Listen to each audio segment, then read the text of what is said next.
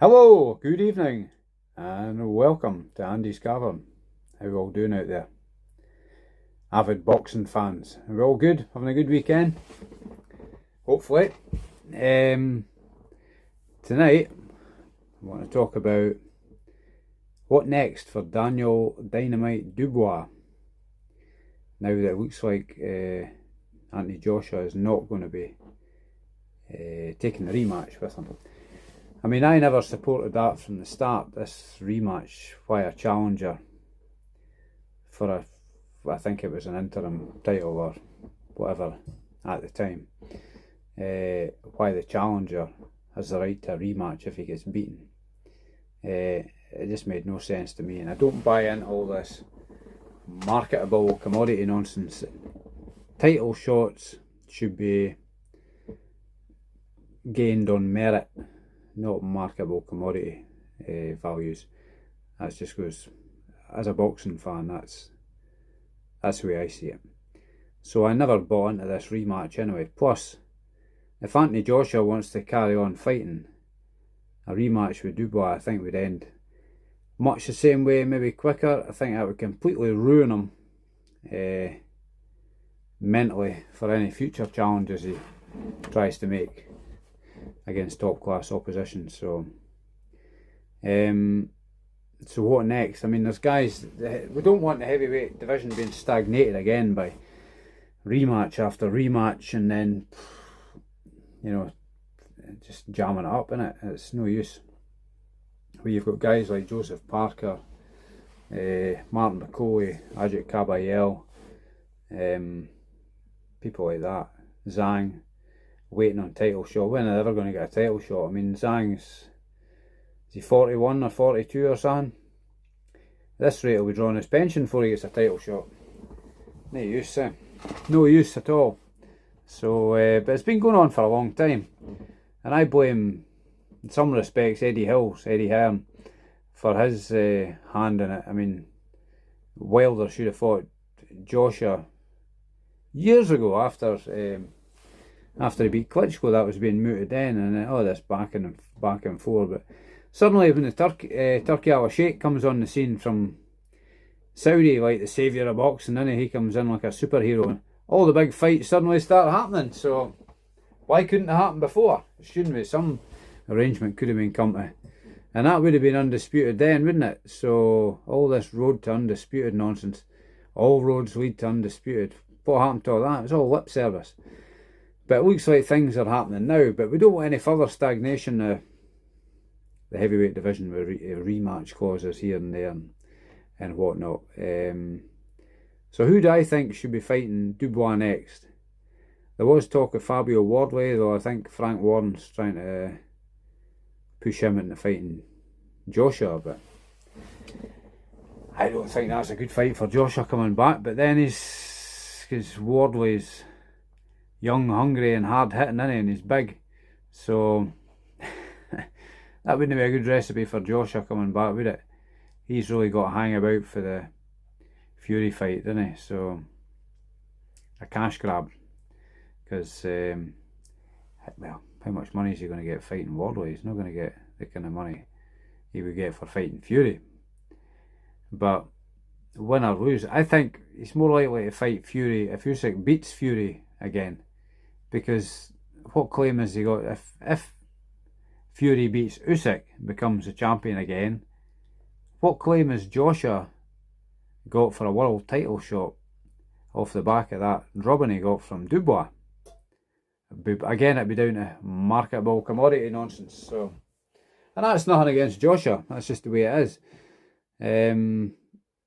So I think if Usyk beats Fury again, which I think is probably what I probably see happening. I mean, it'd be great if Fury can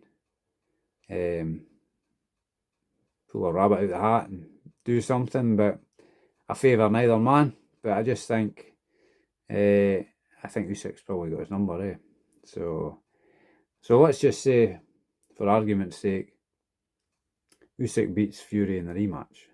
So if that happens, I see it being Fury Joshua next. That's what I see happening with that. But I mean, currently, I think if you look to my top 10 heavyweights that I did just a couple of weeks ago, I had Dubois rated above Fury. Because Fury's been beaten there. Dubois is on a roll, isn't he? And he's got a title. He's got a belt. He's got the IBF Heavyweight Title. So I'd be rating him above Fury at the moment. But that's not to say Fury couldn't beat him, so we'll wait and see. That could be another fight that might happen down the road, but who knows. But for the next fight for Dubois, I think it should be either Joseph Parker, Martin Bakole, or Ajit Kabayel. Though I believe Bakole and Kabayel are to fight for a mandatory position for Dubois' IBF belt. So I think Joseph Parker's been calling him out, so I think that would be a good fight. Parker's only, I think he's 32, so he's a wee bit older than Dubois, 27. But Dubois, he's had a good resurgence after getting beat by Usyk in, when was that, August 23, I think it was. And then he had the big Baby Miller fight December 23, so he's come through that with flying colours, and then beating Hrgovic after that, taking his O, took Miller's O, and then he smashed Joshua to bits, didn't he? That was very one-sided fight. So I think Parker and him would be a good fight. So Parker's probably got a bit more experience, but I think Parker's probably got a better chin than Joshua, to be fair. That's not to say he can't be hurt. He's been dropped before, hasn't he? Zhang dropped him twice. I think Dillian White dropped him. No, Dillian White actually dropped him with a headbutt, I think it was, in the first fight. I think it was a headbutt or an elbow. There was something controversial about the first knockdown. I think he got dropped again on that. And I think Chisora actually dropped him, didn't he? In the first or second round of their first fight. So yeah, Parker, he recovered and beat Zhang, didn't he? So he can come back from a knockdown quite well. So that'd be a good fight. Parker's got a wee bit of speed, decent movement. So that'd could be quite an even fight. That Dubois is Dubois is the bigger puncher, I would say. So we'll see how that goes. That would be a good fight. That would be my probably preference.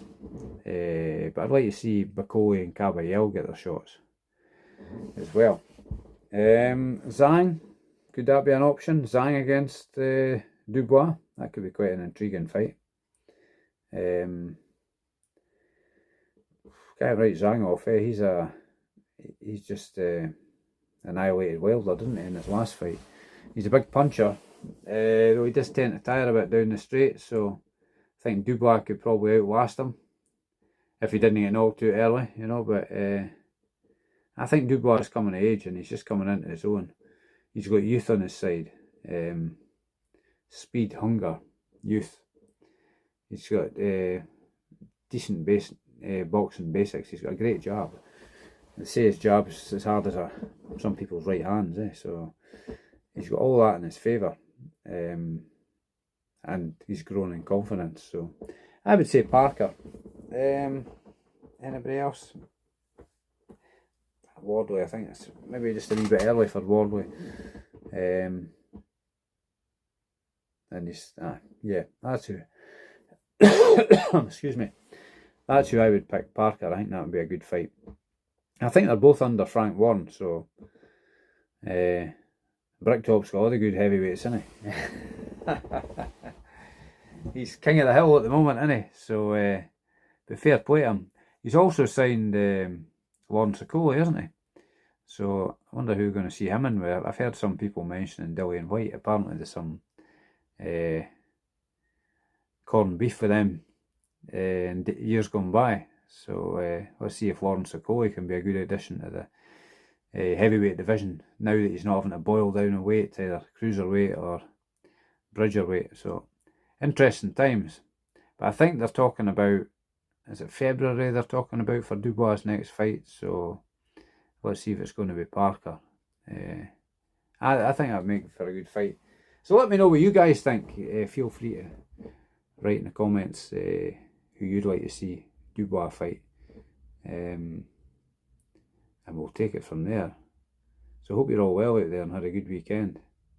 I don't know if you've any of you watched the Liam Davis Shabazz Masood fight. That was thoroughly enjoyed that last night. That was way better than the Jack Catterall Prograis fight. I thought it was far better fight. Like I said before, I thought maybe I was being a bit harsh on Catterall, but first half of that fight was dull, wasn't it? So I can understand the art of not getting hit, but